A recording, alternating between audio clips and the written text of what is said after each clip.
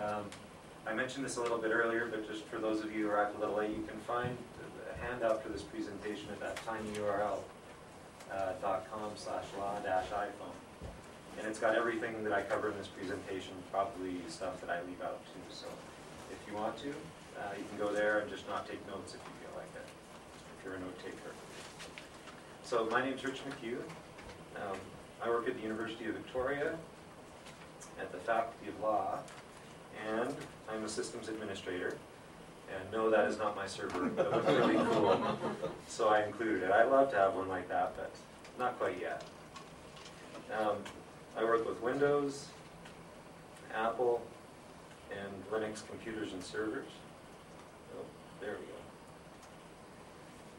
But I'm quite ecumenical when it comes to operating systems, so I try to pick the best tool for the product and not get dogmatic about things. But today we're going to be talking about the iPhone, of course.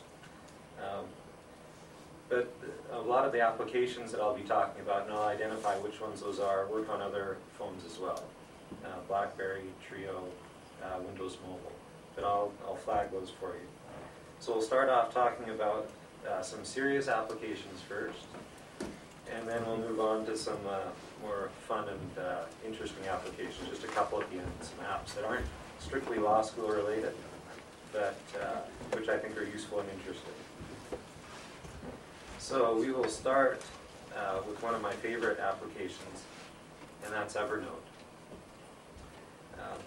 As it says there, EverNote is good for capturing, syncing, and finding information. And the nice thing about it is it works on not only the iPhone, but the BlackBerry, Windows Mobile. And basically what it allows you to do is capture information, text, audio, photographs on your iPhone as well as on your PC, and then synchronize them in both directions. So for example, this is what EverNote looks like on the iPhone. And you can see up top there, you've got your text notes. So you can, if you're in a conference session, you don't have your laptop with you, you just want to do a note or two, you can capture the note that way. And as soon as you save it, it automatically synchronizes with the EverNote server. And when you go back to your desktop computer, your notes are there. And you can edit them, modify them, email them, do whatever you want at that point. The same thing can go in the other direction. So for example, when I was getting ready to go to the conference, I got my itinerary email. I highlighted the email, right mouse clicked, there's an EverNote little link there, and it fires it straight to EverNote. So that when I launched EverNote on my iPhone again, it was sitting there waiting for me, so I didn't have to carry a bundle of papers with me. The nice thing too is if I get a last minute update that my flight time has changed, I can always just go into my iPhone, change it in there. It gets synced back up to my desktop. So it's very, very nice that way. And I'm just going to give you a quick little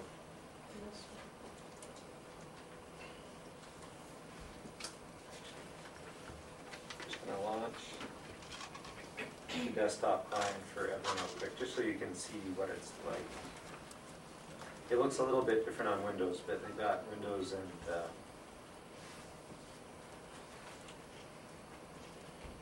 and Mac clients. Which screen is it going to come up on?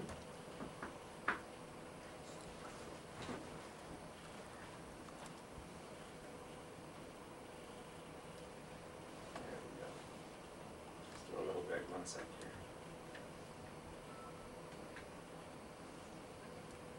The other thing it'll do that's very interesting is you can take pictures with it. So with your iPhone, you can take a picture, and it'll synchronize that up to the server. But the really interesting thing about that is it has OCR on it. So for example, the other night I was sitting in my hotel room and decided I would take a picture of my my conference card here in EverNote. And then, so of course it's synchronized up, and so now I can do a keyword search on it. I can do this on my phone as well as here. It's just a little easier to see on here. So if I do Rich conference, okay, it's hard to see, but it picked out conference and Rich from my little card here. So if the text is clear enough, it'll OCR it. And it's actually, it's hard to tell from there, but trust me, it's a little bit blurry, but it was clear enough for it to do the OCR. And that doesn't happen instantaneously, it takes about 5 minutes or so. But you dump it up to EverNote, it does its thing, and then it downloads the metadata so you can do keyword searches on it. And that's a JPEG that you use it? That's a photo of your... Yeah, just a photo with my camera. One thing that you should note is the new iPhone has a much better camera focus. It has a focusing lens. So it should be able to do much better pictures, which will open up a lot of opportunities to do interesting things. And there's another application I'll talk about that would be able to use that quite nicely. So let's move back to the presentation here. So it'll also record audio. So if you don't want to take the time to scribble down a note with your thumbs, or your thumbs are too big or something, you can just go in, do an audio note, and again, it synchronizes up to the server, so when you get back, you can listen to your note, transcribe it, forward it to someone you want to have that note. And as I mentioned, it does have the desktop client. There's one other usage for it that's probably not traditional, but I love. I like to use Dilbert cartoons in my presentations. I got jammed for time, so I don't have any in this one. But I get the daily Dilbert in my email, and if there's a Dilbert that I think I could use in the future, I copy it, literally, Control-C, go into EverNote, Control-V to paste it, and then it synchronizes up to EverNote. It OCRs it so that I can do keyword searches on the text in the cartoon. So, for example, let's say I'm doing something about risk analysis. Oh, where's my mouse?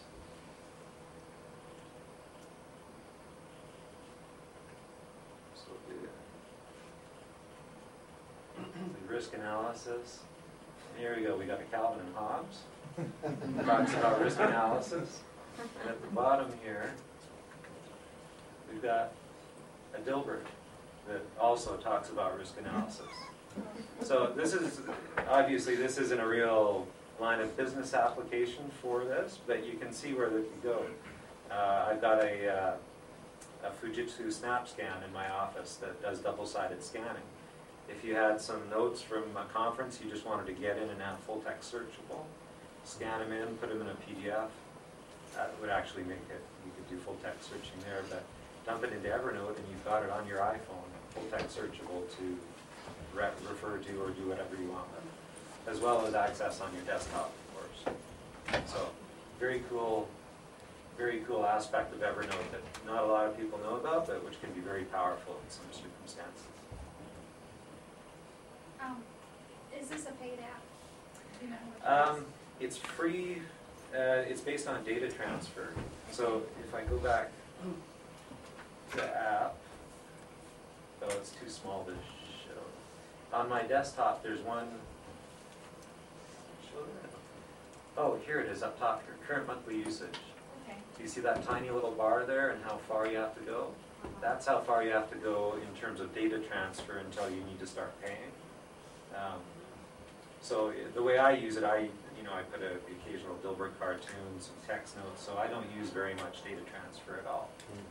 But I think it's $10 a month if you have large amounts of data that you'd be needing to put in like huge PDFs, large image files, which I don't do. I just do small images from my iPhone and text, which doesn't take up much space at all. Any other questions about EverNote?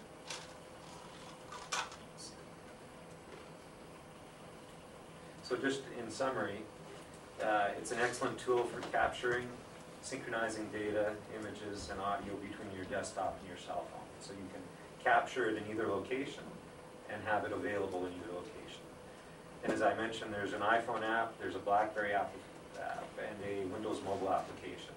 So it's very ecumenical in terms of the platforms that it runs on.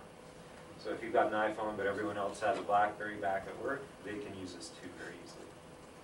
And it's, like I said, it's great for conferences. I put my itinerary, my reservations in it so that I can have access to it from my iPhone and not fumbling through papers all the time. And as one of the profs that reviewed my presentation said, he loves to use it in the library.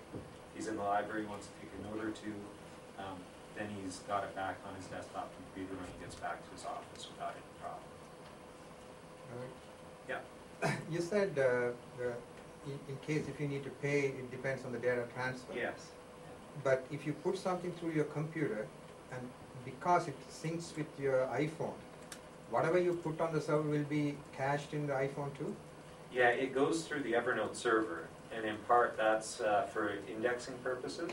So most of the data on your iPhone isn't stored there. It goes out over the wireless network to get it. If you want individual items stored on your iPhone, like my itinerary, for example, I don't want to pay data roaming rates in the States.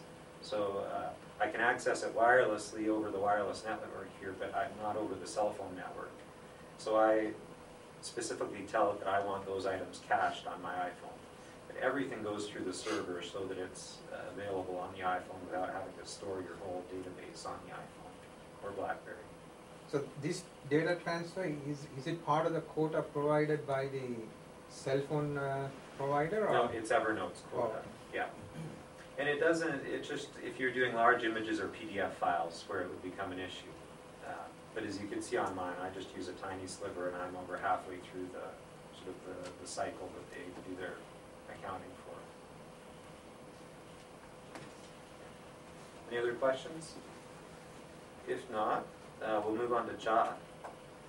And this is one that I've only been using for a couple of weeks now. I'd heard good things about it, and I've been using it for 2 weeks, and I absolutely love it. Again, this is one that's cross-platform, iPhone and BlackBerry. I don't think they have a Windows mobile client, but really you can use the basic functionality of it on any cell phone. And what it does is it transcribes voice to text for you.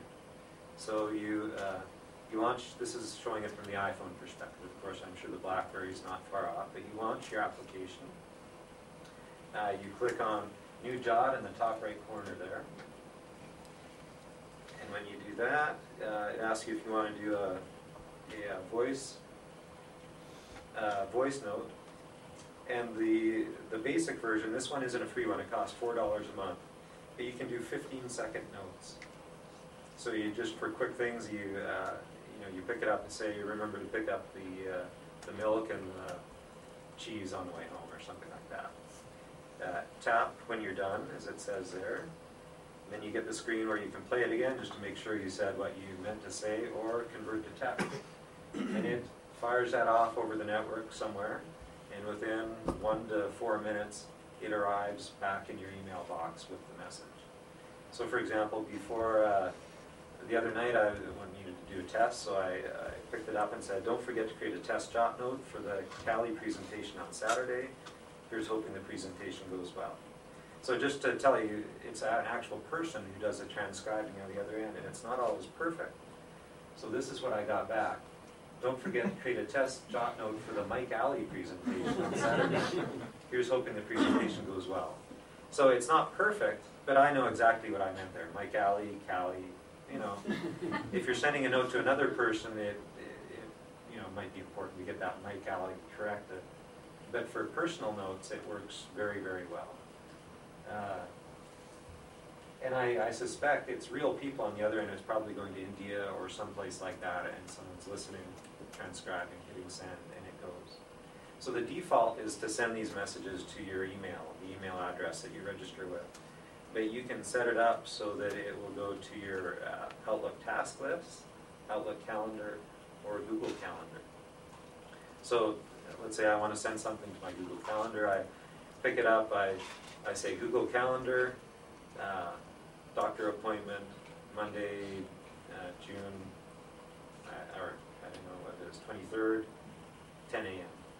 Hit send, it goes, and it knows on the back end, on the Jot back end, to route that to my Google Calendar, which I've given it my username and password, of course. And it'll go and insert that into my Google Calendar. Again, you may have the typo issues in that case as well, but it'll go straight to your calendar without having to, thumb your way through and, setting the date. So it's very handy that way. And as I mentioned, it works with Outlook as well, Outlook Calendar and Outlook Tasks.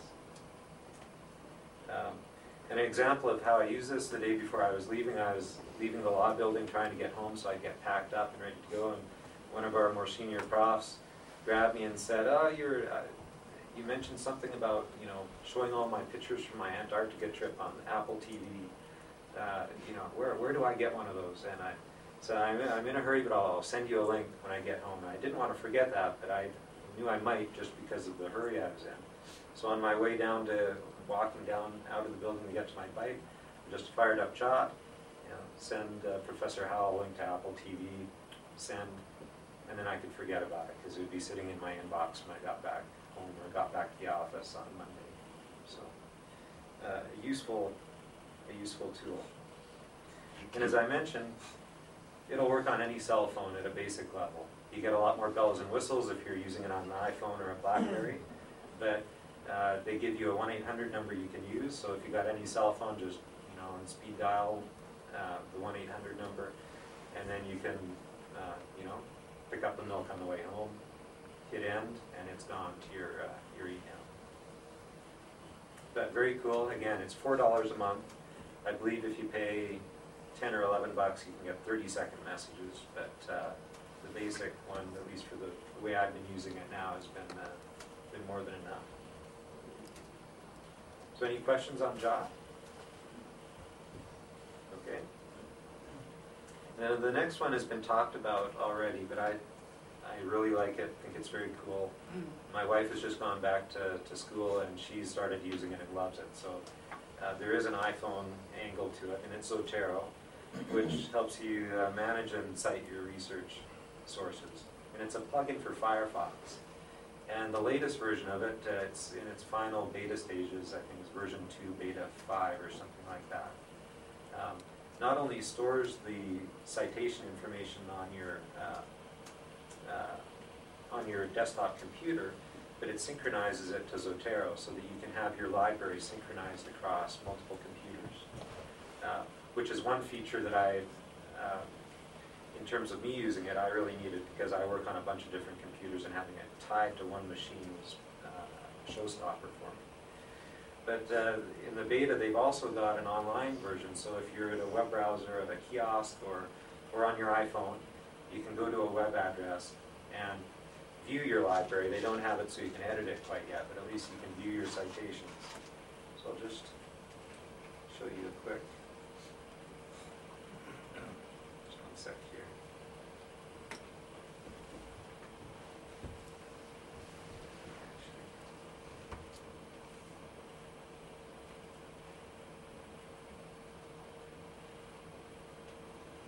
Sorry, I forgot to launch my web browser before I...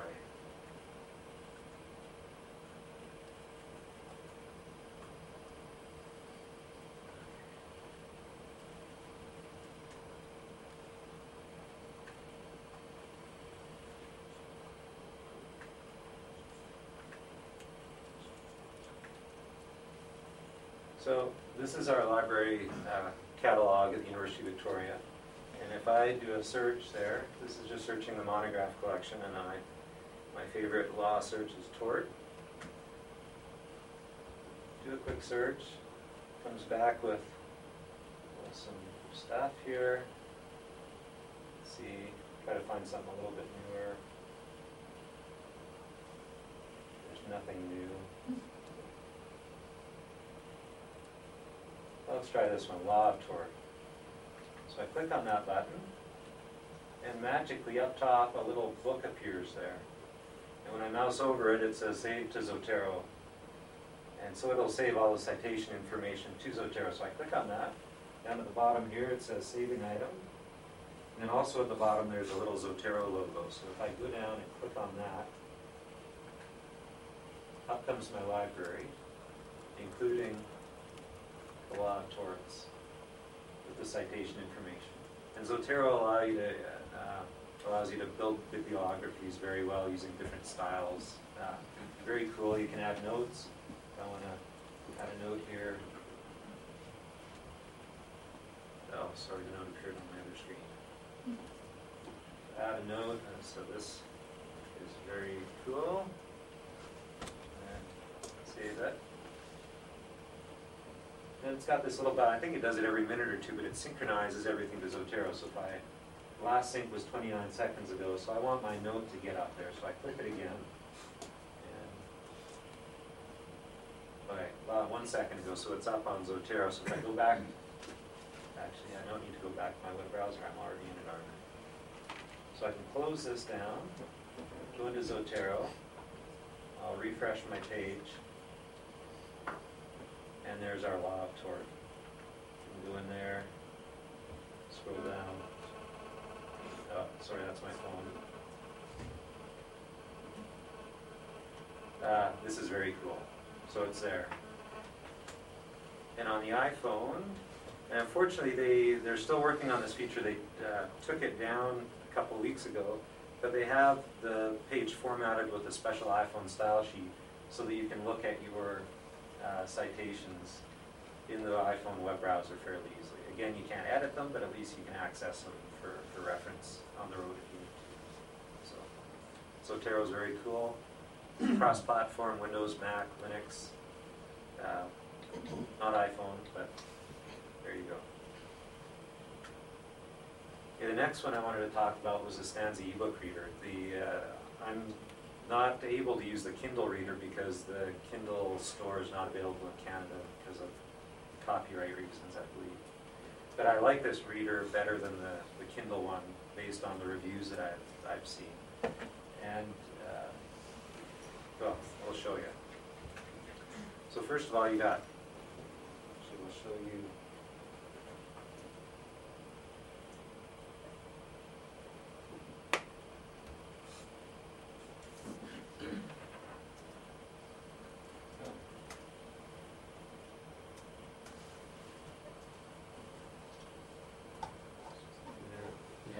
Good. That's it? Okay. Turn the lights Turn on. the light. I'm not sure. I'll try. Hold on. I don't think it helps. That help? A little bit of Okay. back, and then look upper lights, one up the back light. There we go. Okay, where's my? So there's Stanza down there.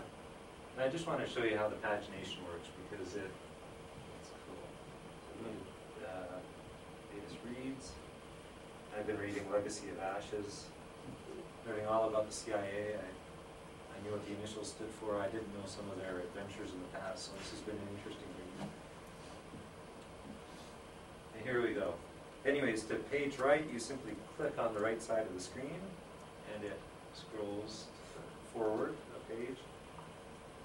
Other side, it scrolls back. If you want to see what page you're on, just click in the middle, and it gives you your.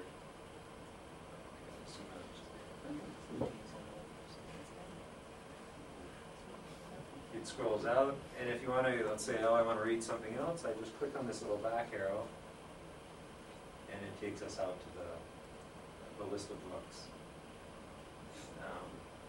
How have you found reading on the iPhone? Not bad. I've read a couple of long books. This one's about 600 pages or so. Yeah. And it's not bad. You can adjust the font size, of course. So if you go into settings, you can, where is it? Oh, actually, no, sorry, it's not there. We gotta go into the book and then you can do that. Okay. I'll get there. Just takes a second to figure out where it is. In the middle. There we go, font size. So you can go in and you can make it, it shows the sample up top there, so you can make it as large. Of course, your page turning like crazy at that point. But you can make it larger if you need to. And I think I've been using about that size, which is the default. And I'm 40 years old, my eyes aren't great, but that seems fine. I'm not going blind with it, I don't think. You can change the font type as well, background color. You can flip it so it's got black background with white text, which I don't like, but that's an option as well. It's free. Yeah. Yeah, almost everything here is free. The Jot was the one that does cost, even for the basic. You get I think a 1 or 2 week free trial, but this one is free. But I haven't got to the coolest part yet. I'm saving the best for last. Will it rotate? Oh yeah, it rotates. Actually, that was one problem. I hacked my iPhone and the rotation thing went off on it. So I'd have to hold it at odd angles in order to keep it from rotating sideways on me. But yeah. Of course, it won't do it now. Okay, it usually does. Let me put it that way. It does rotate, and annoyingly so at some points in time, but it will rotate typically. I just upgraded to 3.0, so I'll blame you on that. So the cool thing about it is, just go back to the PowerPoint.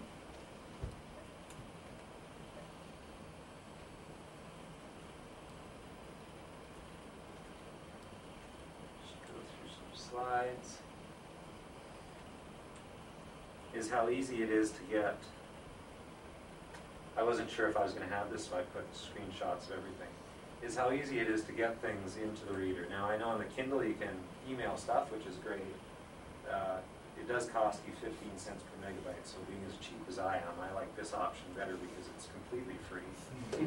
Basically all you do is launch it's got an application for the desktop. You launch the application, you open the document, so for example this was the PDF from the conference. It reformats it in about 2 or 3 seconds. And then at the same time, if your iPhone and your laptop or desktop computer are on the same network, physical network, and you don't have any firewall in between them, which I believe they do in here because it doesn't work in here, you launch your iPhone application, the Stanza on your iPhone. You go to the main menu, and there's shared books here. Click on shared books, and it'll search for my laptop, which it will not find. In the hotel, it finds it within about less than a second. You click on the computer, and it has this Tools of Change document that's open in the application. It has to be the document open in the application at that time. Hit the download button, and you got it on your computer. So, as I said, it won't work here. If we go back to our library, there we've got our Tools of Change. I'll just go back to the graphic so you can see the pretty little logo. So there's the graphic from it. Page forward. It didn't have the metadata probably in the PDF for the title, so the title came back as unknown, but it has all the text there, and we can read through the information on the different sessions without any problem. Rich, is when you're looking for a shared book, Yeah. is there any credentialing going on, or could a professor bring up No, an article and it's- say, students, here it is, come grab it? It's problematic, I suspect, in university settings. It works much better at home just because you don't have the firewalling and segmentation issues at home that you have at a university. So if we were at your house and I had my iPhone, could I grab this? Yeah, from no your- problem at all. If you were at the hotel, you could grab it too. The security is non-existent, which is a problem in a corporate setting. But just using it at home, which is pretty much this won't work at our law school. The profs would have to do this at their homes on their home networks. But yeah, it's an aspect of it that I love. Primarily because if I get a document I want to read, I don't know when I'm going to be able to, and it's not really high priority. Typically, I'll just dump it in here so that if I'm, at the grocery or the doctor's office, I don't know how long I'm going to be waiting there. And I am from Canada, of course. Actually, I'm just kidding. It's actually pretty good. I can read over what it is. From an academic perspective, one thing that I'm hoping they'll do soon, and I don't know if I mentioned this, Amazon just bought Stanza, so they're probably going to be integrating a lot of the features into the Stanza reader or vice versa. But one of the things that I'm hoping they're going to do is make it possible to mark up and highlight things in here, which currently is not possible. They made it strictly as a reading machine. It doesn't annotate or anything. I wouldn't be surprised if in the next few months that comes out as they integrate with the Kindle store.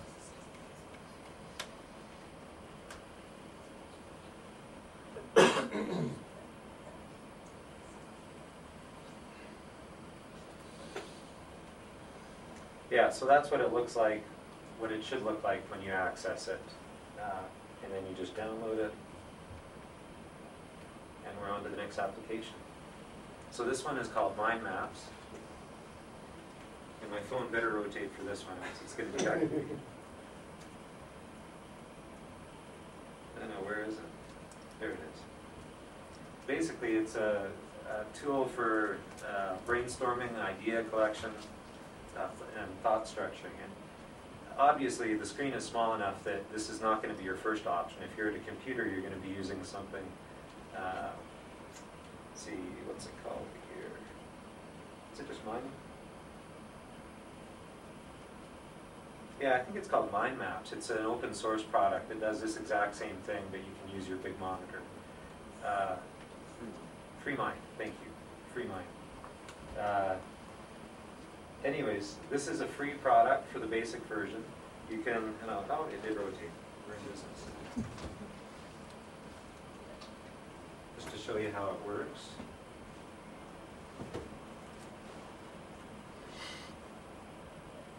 Press the right button. So here we've got, you can move it around so you can, let's say, I really don't like BlackBerry, so we better delete that. And add on the plus button. And it adds to the node that has been selected. We'll add brick phone.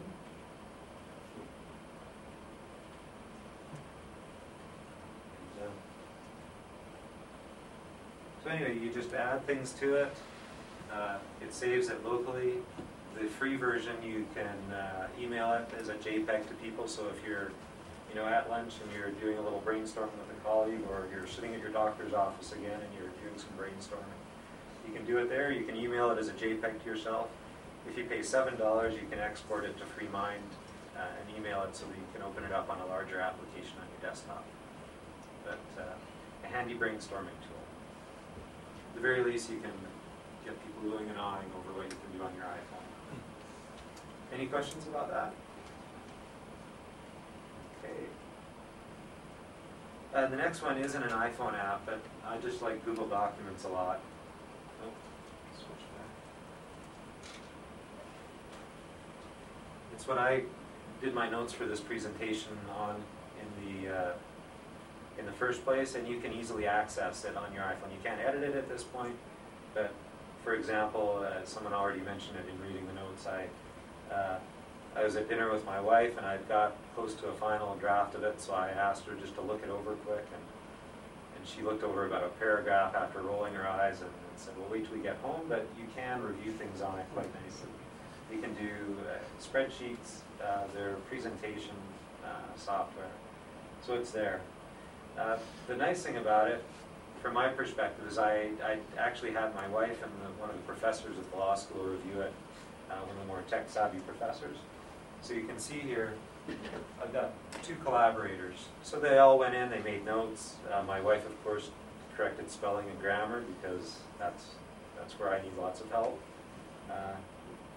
And then it's there. I can access it anywhere where I have internet connection. The other, not so much a tool, but for me it's a significant part of my professional education is podcasts. For me it's primarily technology podcasts, but there are a lot of legal podcasts out there covering different aspects of the legal profession. And if you find a good podcast, it can be a great way just to keep up on things in a particular area. So some of the ones that I listen to on a regular basis from a technology perspective are This Week in Tech, This Week in Law, TED Talks, which are great. There was a really good one by, who's our plenary speaker in Seattle? Clay Shirky. I listened to it in the airport on the way here. It was only about 15 minutes. An excellent talk that I highly recommend. And it's TED.com. You can access it through the iTunes store or their website. Windows Weekly, and for security, Security Now is a great resource if you're all interested in security. So, we've got a bit of time remaining, so we're going to do the fun tools now, which is what all been waiting. This is my 5-year-old daughter who likes to find the Nemo picture, so. And she likes crawling things, snails. She'll pick up little baby crabs at the beach and stuff like that. She's adventurous too, so we'll go into the fun things. First one is a cool product called SnapTel. Is anyone familiar with SnapTel? Okay, this is one that I believe is going to change with the new iPhone because of the focusing camera. But basically what it allows you to do is go into, let's say you're in a store, we'll move over here. You can take a picture of a book, a DVD, games, and a few other things, and it searches its database, it finds pricing information and online reviews for you. Unfortunately, I did some testing. This would have made it into the serious tools if it had been able to look up legal books. But unfortunately, out of the 5 books I tested, it only found 1 of them. So basically, if you can find something in Amazon.com, this will probably find it. I believe the 1 book I did find was on conflict resolution and probably was in. I have an Android phone too. Yes, and they have some pretty cool apps where you can scan barcodes. Yeah. Do they have anything for the iPhone that does No, that? and that's what the new, because the problem is With the the camera. focus. The camera is lousy and it can't focus on a barcode, but the new one should be able to. So I'm sure as we speak, someone is busy porting that app. So basically, this one takes pictures of the cover, which is, it's actually not bad. It's fairly accurate, but even more accurate is what he was mentioning, taking a picture of the barcode, and then you got the SKU, go out to Amazon or whatever other store, download pricing, and then download review information. And it's great for books. If you're in a Barnes & Noble, the brick and mortar, you've heard of this book, you can't remember, you want a review on it, you want to know if you're getting ripped off or not, pricing.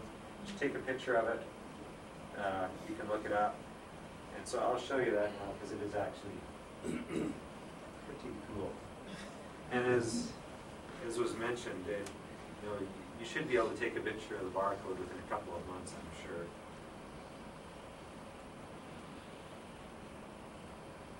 There it is.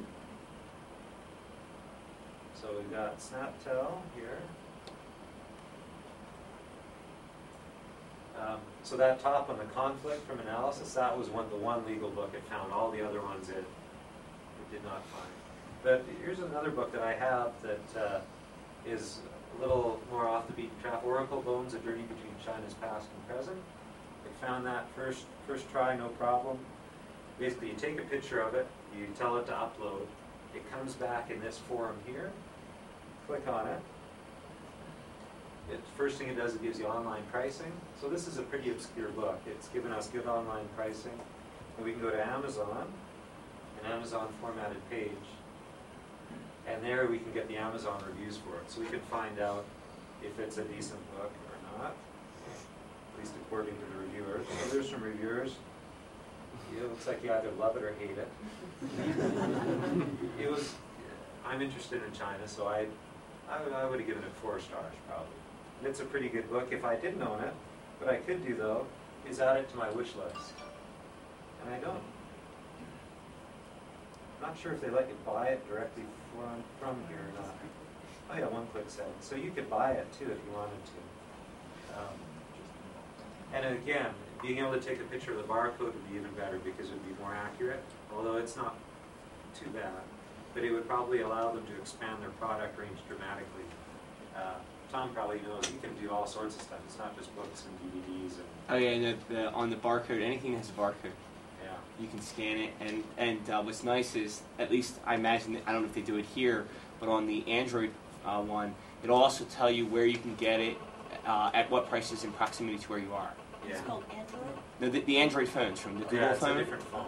The Google phone, it's like called Shop Salvi or something like that, and I'm sure it'd be the same because they're porting it to BlackBerry. I'm sure they'll port it to the iPhone with the new phones. Yeah. And all it does is, once you have the barcode, then it's easier. Like this, someone has to put it into the database. Whereas the barcodes are. Match pictures up when you Yeah. got your thumb in the So, picture. but it's 'cause nice people because look. like you can be in one store and scan an item, and it'll tell you, oh, you know, you can buy this online for this price, or you can go 2 miles down the road and get it for this price. Yeah. So. Did you see they've just been bought by Amazon? Oh, really? Yeah. Yeah, well, there you go. It'll tell you how to get to Amazon. So that's how you have to get the shop size. Actually, because last week it had Barnes and Noble as their top. It's all coming clear now. Maybe it is good you could use it to price match. Oh yeah, no, that's exactly. No, I've it. tried. I've tried with the price matching at Home Depot, and I waited 25 minutes while they called all these different people and finally came back and told me, no, we can't price match.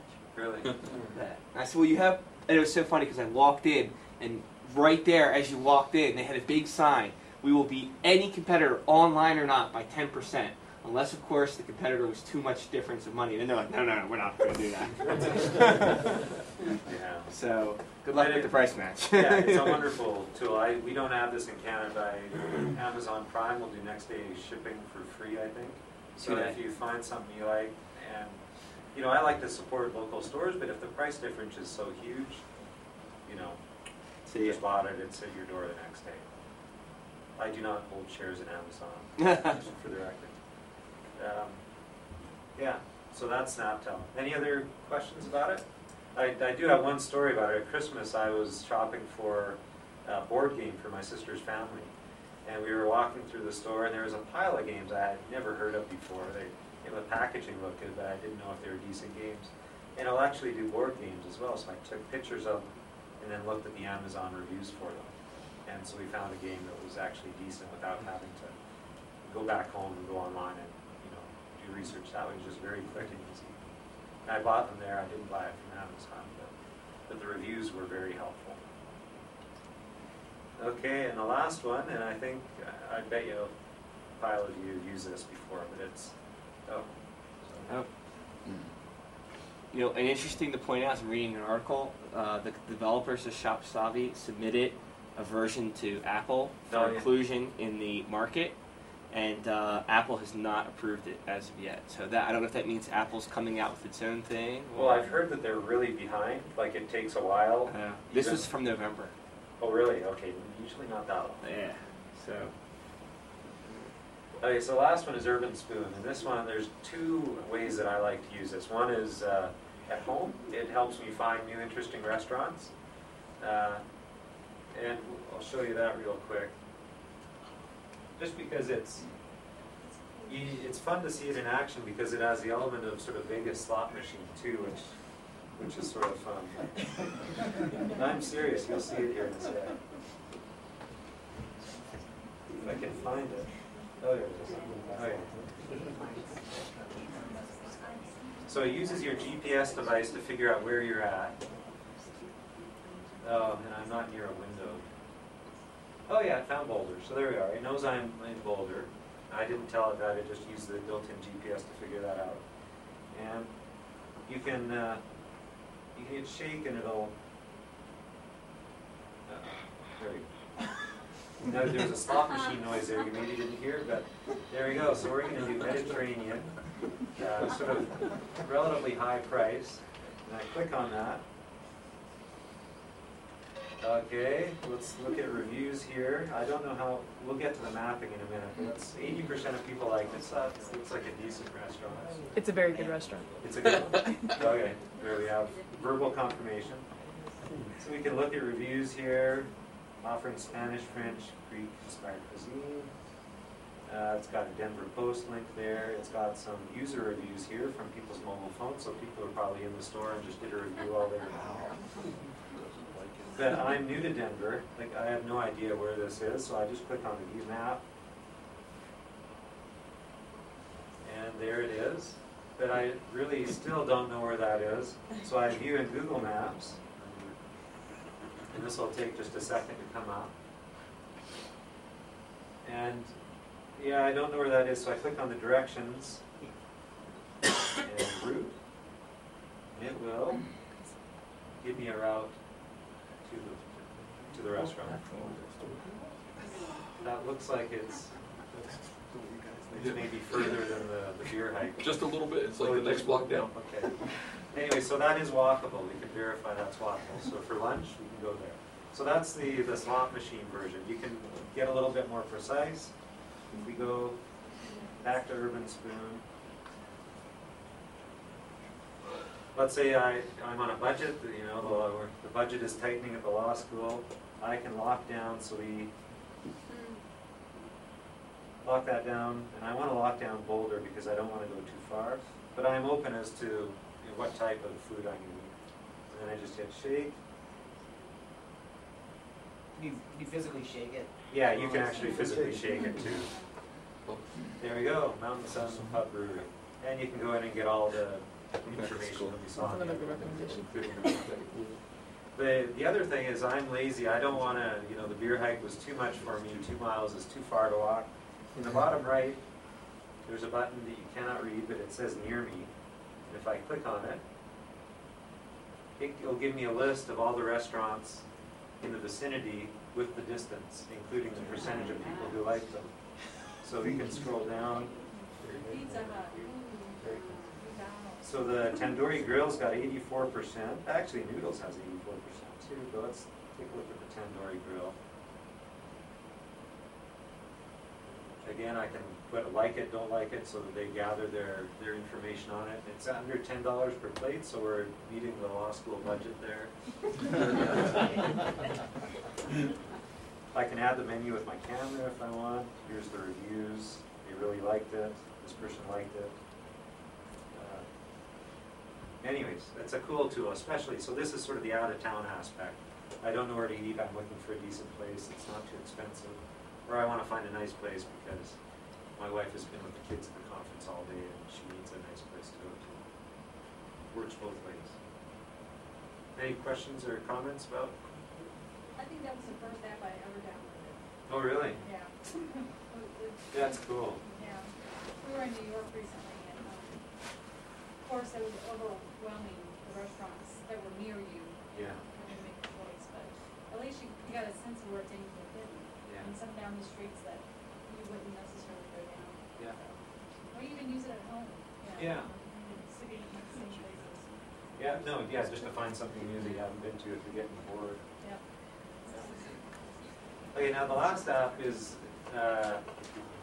more for the runners out there, but if you're not a runner, still pay attention because there's an integration between the iPhone app and the website and doing some very cool things that could be potentially used in an academic setting. And this one's called Runkeeper. And basically what it does, this is iPhone only, it uses the GPS to track your run.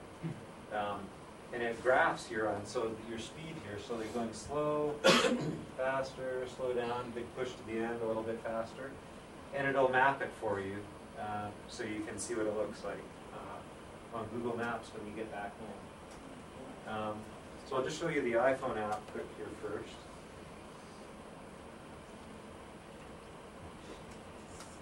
This one's a free one. There's also a paid version that gives you a few more bells and whistles, but the free one works just fine. Actually, what I do is because it keeps separate databases for the two apps, my wife uses the free one on my phone when she runs, and I use the paid one, so that the account, so her average run time isn't dragging me down. I hope she's not watching this. If I do, I apologize. Anyways, it's simple to start. Basically, what you do is you go to iTunes and you pick what you want to listen to. If you want to listen to something in your run, whether it be music or podcast, you go out, you go into Runkeeper here, and it's playing as you you hit the start button. Go hit the start button. Activity started. Yeah, activity is started. And you don't want to be tied. There's a little lock. See that up there? There's a little lock thing so that you don't touch the screen and stop your run by accident. The one thing about the Pro version is you press the button Time 18. and it tells you. Distance 0.0. Current pace 0. Per kilometer. There we go. We're not going very fast. That's actually the one difference between the Pro and the free version. The Pro version you get that audio thing by just touching the screen anywhere. The free one you don't. But otherwise they're the same. So you do your run, you get back to the end. I usually, just before the end, I unlock it using that little lock thing. And then I hit stop, and then it tells, Stopped. and I can save the trip. Activity completed. Workout summary. Total time, 50 seconds. Total distance, 0.0. So it's a little depressing. Actually, I went for a run in here, and I forgot to bring my headphones that hook on my ears. I have defective ears for iPhone buds, and I'll show you my run here in a minute. It was pitiful because you can see where I was slowing down to try to stuff the things back in my ear again. But once you finished your run, you can go to the history, and you can't really see it, but the middle button is history, and it'll show you what you've run. So this is my Boulder run here. And you can see it was a pretty, well, it wasn't bad. You can see some dips, and those dips are probably where I slowed down. There's a hill or two in there as well. You can look at it on the map. Actually, while it's coming up on the map, I'll bring up the web portion of it. It takes a few seconds for the map to come up for whatever reason. And it uses Google Maps on the back end so you can see the route you took. So there's the route I took. The hotel's down there. Ran up, around, did a little loop and back. Then I ran up the street a bit and back just so I could at least make it over 5K. Anyway, so that's the iPhone app, which isn't bad. That's pretty good. But the website is phenomenal. So go here, go to Runkeeper. So this shows you the top page here. Just put it there so it doesn't buzz. So that it just shows you how much you've been running, and you know, I'm not that consistent, but I try to get out. So if I go to, come on, my mouse is going crazy.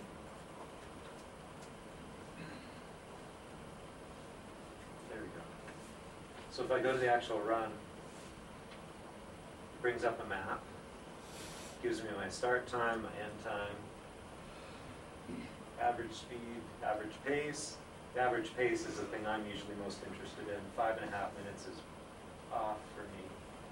And down at the bottom here, it gives you a graph showing in blue has your speed, in green has your altitude, so you can tell where you're climbing hills.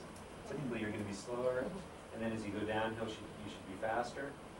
It doesn't go from 15K down to 0, so you're just seeing the top end of the graph, so it's a little more dramatic. You can see there, and there where my iPhone cups fell out. And I was trying to stuff them back in. And as we go, I'll show you one of my other runs. And as we mouse over here, it actually shows you where you were on the map. That was totally. So yeah, this isn't an academic application, but it hopefully opens your minds to different things you can do, integrating iPhone app with a web service on the back end with a beautiful GUI front end. So I'm glad that Tom is in the session, because I'm hoping to see something not far off this for Cali next year. I have no idea what it'll do, but it'll look cool and be very interesting. Do you ever become paralyzed by the choices you have to make? No. I don't think so. In terms of, There's so many options, so many things you can do. yeah, no, and I know there are a couple other applications that do similar type things to this, that are probably just as good or better in some ways, maybe not good in other ways. But for example, Google came out with a new search engine. Microsoft came out with a new search engine a couple weeks ago, Bing, or rebranded it and tinkered with it a bit. I played with it. It does search for, if you're traveling, for airfares and things like that. Does it very well. I might use it for some things, but I know how to use Google. At this point, I probably wouldn't switch over to Bing unless there was something really significant to bump me over. I'm happy with Google. There might be something better that comes along, but for now, I'll stay there until there's a real compelling reason to switch. Same thing with Runkeeper and some of these other applications. There are other competing applications out there. These ones are good enough for what I do. Does this one have a pedometer built in? No, it uses GPS. Okay. So it gives you much more precise information than a pedometer would. Have you wouldn't you write with it? Yeah, it does bite too. You can tell it what type of activity it is so that it won't mix your bite. You know, obviously you're going to be going faster on a bite. So if you go into your activity, let me go into one where I did a little faster. Okay, so this was the Victoria half marathon relay that I went in with my wife and 2 boys. And so it was lots of competition. I was cooking that day. So my average pace was 4, oops.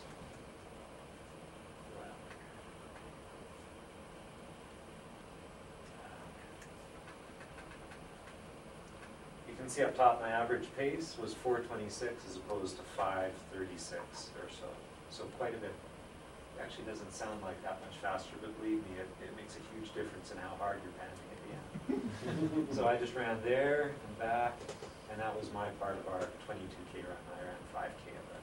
So I wanted to do the longer part, but for pickup and drop off with people on the way, I had to do that one. So anyways, but it gives you all sorts of information. This one was a fairly flat one too, which makes it easier.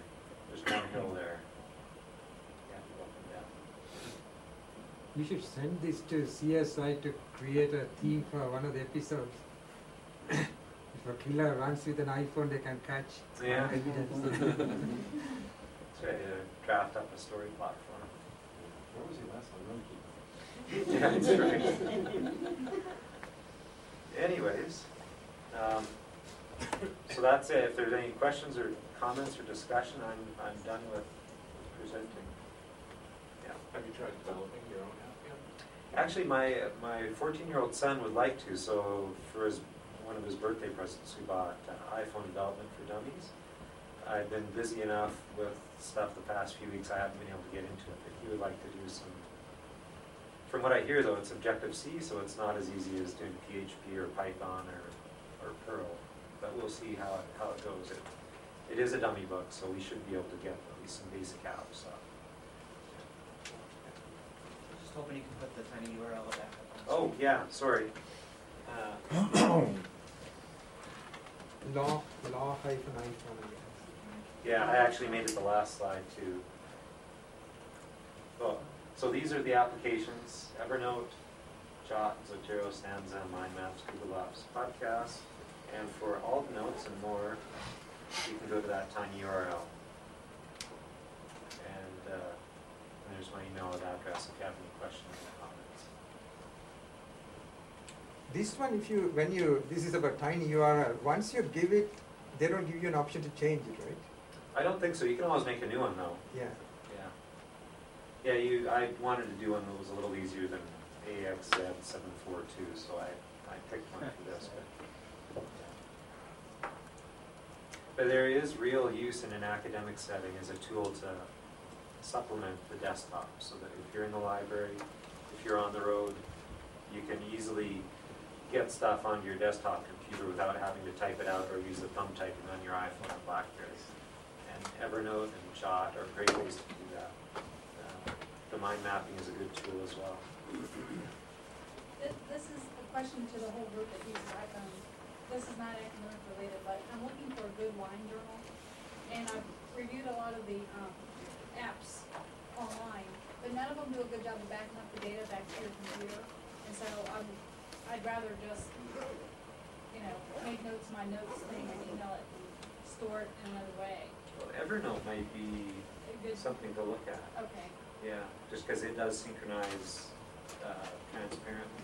You can do lists on it. I don't know if this would help, but you can actually tell it that you want to do checkbox list. That probably wouldn't be you, but there are other features that I haven't talked about that might be useful as well. So if anyone knows it, then Yeah. that'd be good. Maybe that's one that you and your son should That's develop. right. Well, that's okay. We can do the programming part. Soda Pop database. Yeah, do a soda pop one and we'll adapt it to Yeah. Taking screen captures of the iPhone. Oh yeah, it's really easy. You just so if you're on a screen, you just hold down the top button and then press. You heard that cha-ching? Yeah. And then next time you synchronize, it uploads with any other pictures you've got. I found that by accident. Yeah, I did it a few times by And I was accident. like, why is it? That's it. So hold the top button, just press the bottom one in here.